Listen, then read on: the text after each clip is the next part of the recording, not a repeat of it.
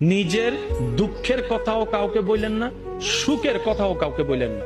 কথাটা একটু শুনতে আপনার কাছে অন্যরকম লাগলেও একটু ভিতরে গেলে আপনি নিজেই বুঝতে পারবেন। আপনি নিজের মনের দুঃখ কষ্ট সহ্য করতে না পেরে হালকা করার জন্য যাকে বলছেন, মনে রাখবেন আপনি তার কাছে কিন্তু কোনো না কোনো ভাবে একটু ছোট হয়ে যাচ্ছেন। এমনও হতে পারে আপনার দুঃখের সে কথাগুলা আপনার সামনে অভিনয় করে যে আপনাকে বুঝ দিয়েছে, সে পিছনে আপনার সেই দুঃখের কথা নিয়ে হাসি ঠাট্টা করতেও দ্বিধাবোধ করে না, এমন অনেক মানুষ আছে।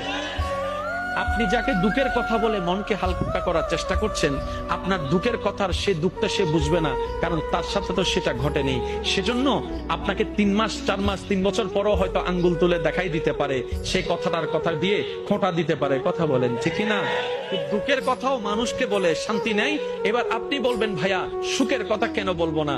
আমি বলি কি ভাই, দুঃখের কথা শোনালে যেরকম মানুষ দাম দেয় না,